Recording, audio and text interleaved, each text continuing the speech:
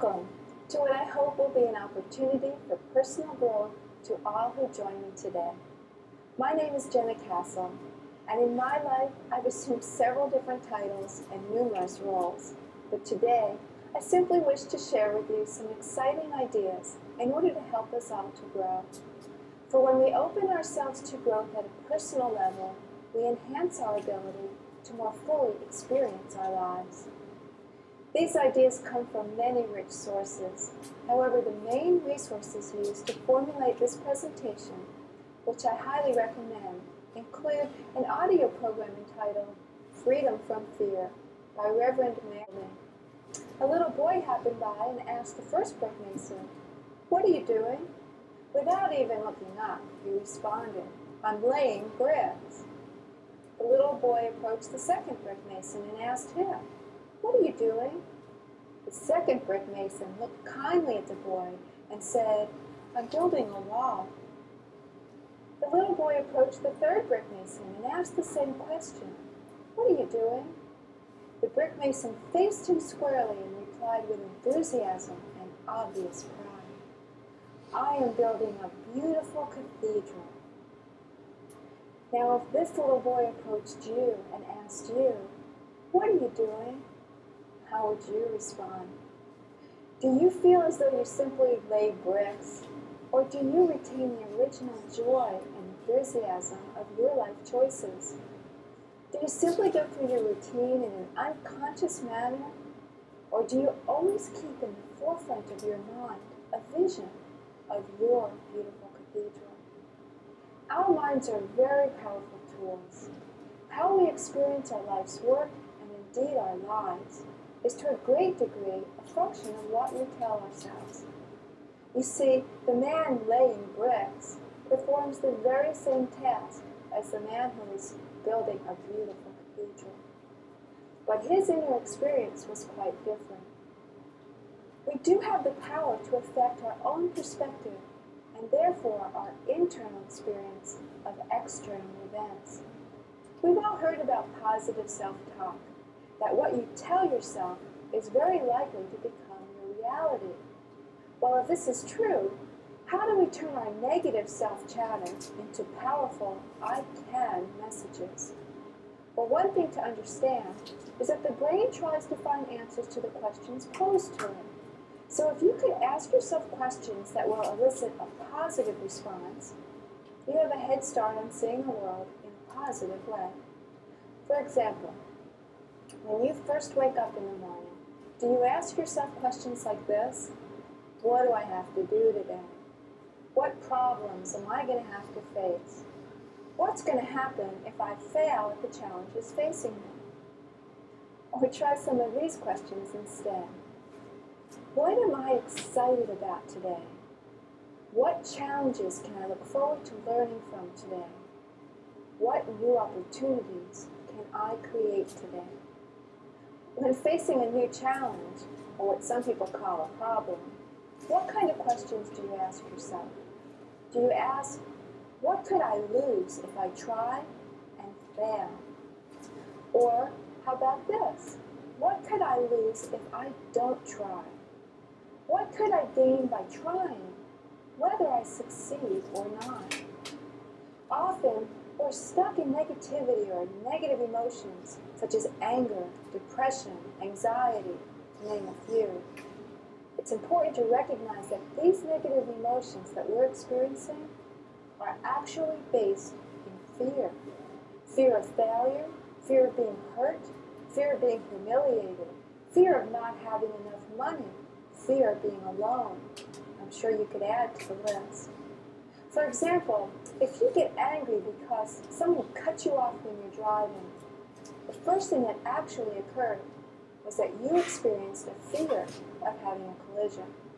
The anger was actually based in fear, as most negative emotions are. Fear is the biggest inhibitor of us acting upon our dreams and living our lives fully. We hold back from participating in life fully because we are afraid. We're afraid to speak our truth, we're afraid to show up in the world as we are, and we're holding back in some way because of our fears.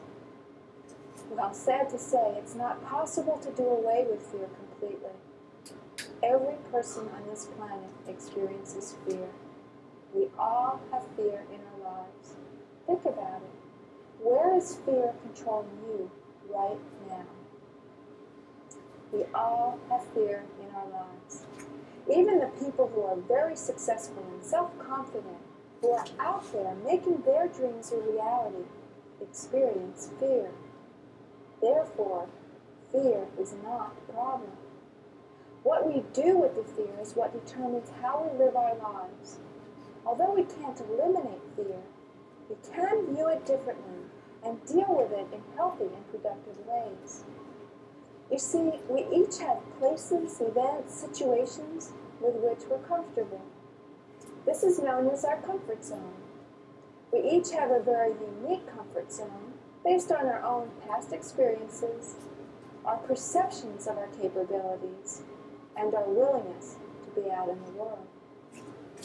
Some people are only comfortable in the confines of their own home. Others venture out into the world, into the workplace, and others still seem to make the whole world their home. But when a challenge is presented that is outside our personal comfort zone, fear appears. Sometimes our fear induces enough self-doubt that it actually prevents us from moving ahead.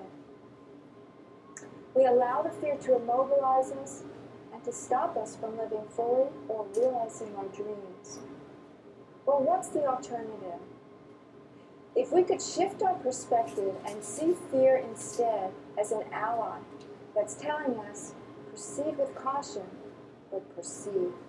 A warning, if you will, that says clearly and boldly, growth opportunity ahead. So when you felt the fear, you would know that you're actually moving in the right direction, towards growth, towards expanding your comfort zone, towards living fully. If we face our fears squarely and imagine in the safety of our minds, which after all is where fear exists, how we might deal with the challenge, we can take steps towards experiencing the fear and moving forward. We can make progressive approximations towards expanding our comfort zone. You can begin by imagining the worst possible consequences. What if the worst happened? And imagine yourself handling it. Every experience we've had began in thought and is projected into the world of being. Thoughts with feeling become reality. We must create what we do in this world twice. Once in our minds, and then again out in the world to make it so. So facing the fear and imagining how would you handle that situation makes it easier to proceed with optimism. And as Oscar Wilde said, the basis of optimism is sheer terror. But how can we get past? I'd like to share a story with you about a young man who took the Scholastic Aptitude Test, the SAT, as part of the college entrance procedures. When he received his test scores back, he saw the number 98 on the paper. Well, he was quite distressed and concerned about his ability to succeed in college with an IQ as low as 98. But he did go to college. His first term he received D's and F's. His second term was no better, and the dean called him in for a conference.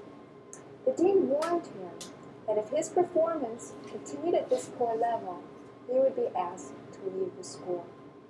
Well, what do you expect, replied the young man. I only have an IQ of 98.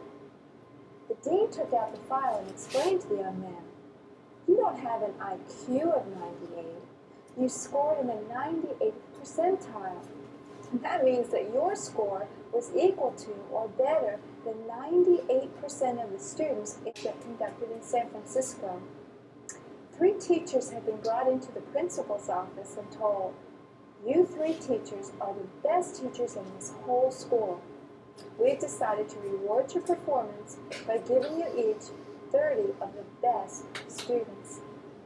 These teachers were asked, don't tell any of the students or the parents about this. At the end of the year, it was found that these students tested significantly higher that